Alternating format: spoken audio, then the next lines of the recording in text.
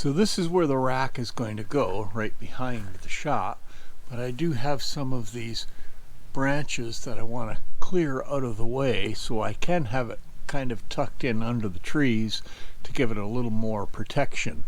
So we'll get the electric chainsaw out and nip some of these off before I start putting things together.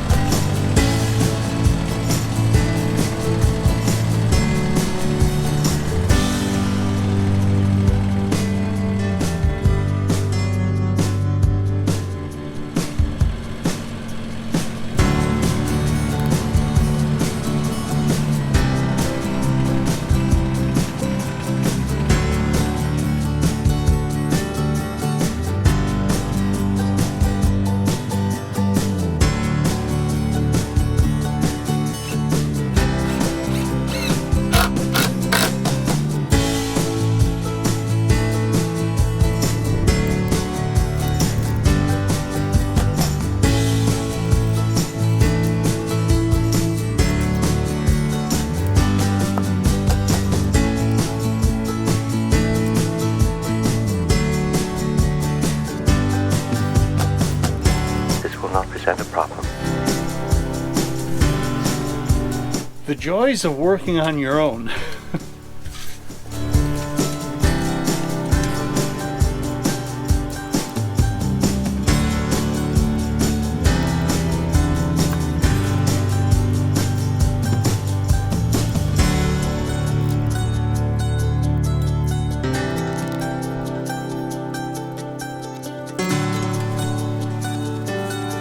So if I can get this bottom support in, it should really help stabilize it. We'll see how that works.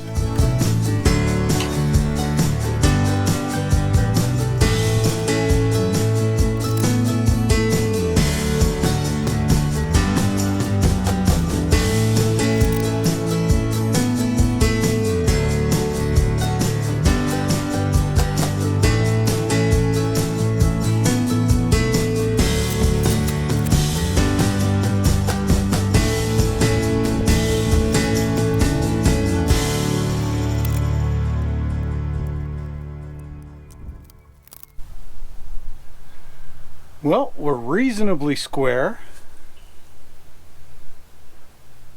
Ready for the next step. That's put this roof on.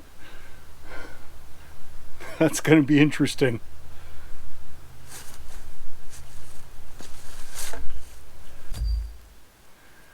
So why did you make this thing so tall?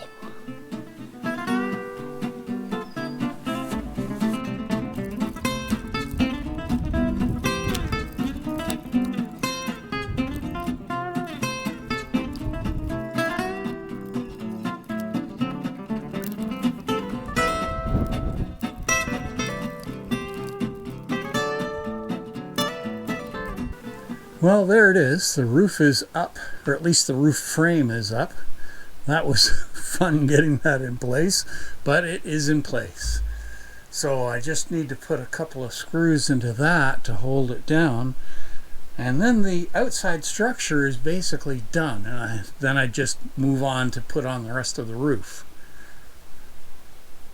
So we'll get those screws in place and then start putting the roof up.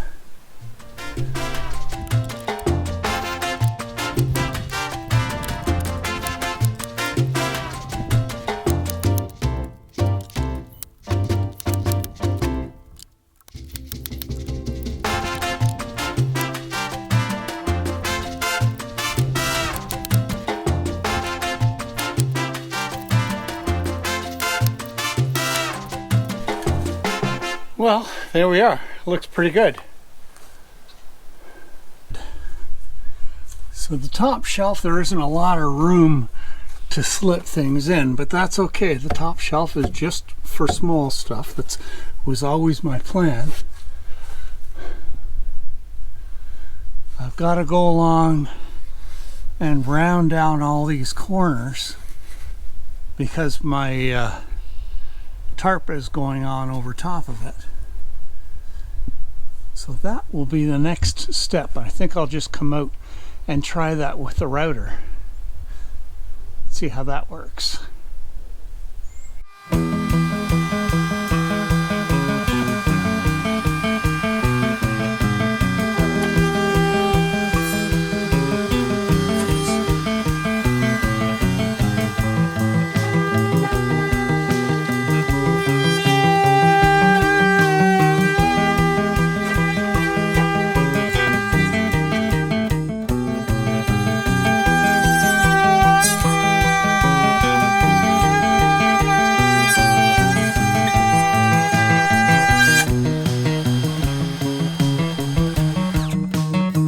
That worked real nice.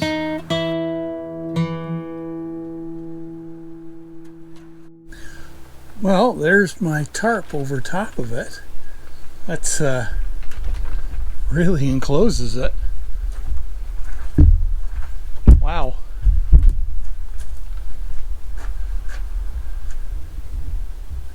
That is something. That will certainly protect my wood.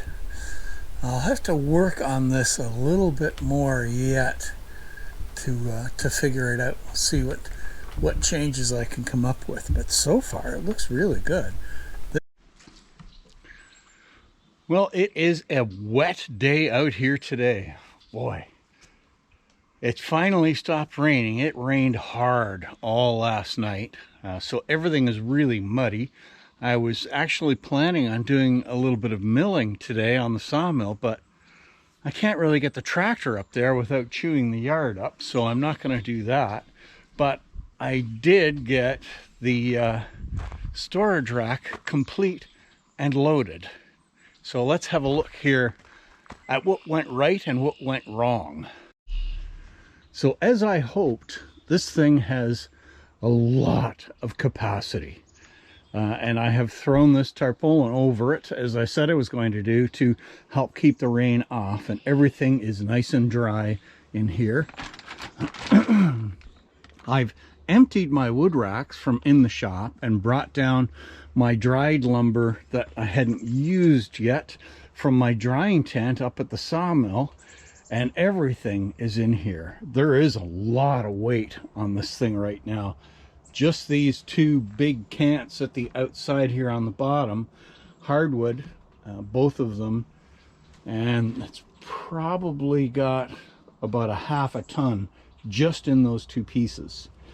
So the issue, one of the issues I had was, as I got this thing up and loaded, everything looked pretty good, but when I put the tarp over top of it, it was a pretty windy day, and the tarp worked like a sail, and the whole thing started rocking, and I got pretty worried about it. So to counter that, I had these leftover 10-foot 2x4s, which I have propped up under the ceiling here and run down to the side. And I've got two stakes 2 feet down into the ground that they're fastened to, of pressure treated lumber. So that has made the whole thing really, really solid. So that's good. The other thing that I noticed as I was loading it, the feet I had are just on the outside here on the end of the bottom base plate. And I noticed that I was getting a little bit of sag in the center right underneath the main upright. And so I've jammed some old pressure treated lumber underneath that to support that, and that has taken away that issue. So it looked really nice as I got finishing it, And it seemed to be kind of a shame to put this tarp over it because it looked so good. But that's what I did it for, was to keep the lumber dry and to get it out of the shop. So let's have a look inside the shop now. So this rack up against the wall was full. There was all kinds of stuff piled in here. And because it's kind of in the way and kind of in behind my saws and things, I was losing track of what was actually in this rack. So now I can see it end on nice and easy. So what I'm going to eventually do this summer is take out all these supports down this side and cut these top two shelves in half and leave them. And my wood stove is going to get installed over here, fairly close to this window, maybe even under the window. I'm not quite sure yet. I'll have to figure that out. That will give me the heat that I'm looking for winter work inside the shop here. And I'm going to get the smallest wood stove I can find, because I've got lots of wood. There's no shortage there. But I don't have a big space to heat. This is maybe, well, it's a little under 600 square feet in here. So one small wood stove should be more than enough to do the job. So my next little job that I'm working on, since I can't get up to the sawmill without getting things all muddy, is to make a shorts box. And that's what I've got these sitting here for. That's going to be the bottom of it. Now I have realized that with all the lumber that I now have access to, keeping every single little scrap is just kind of crazy. And it became very hard to control the amount of little bits and pieces. So I'm going to have a shorts box. And when that box is full, that's it. I'm not keeping more than that. So everything else will get cut up and burned. You know, I'll sort through it, keep the best bits, and stuff that I figure isn't really worth keeping or sits in the shorts box for too long goes to the fire pit up there. So I'm quite pleased with the wood rack. That went really well. And now on to the next job.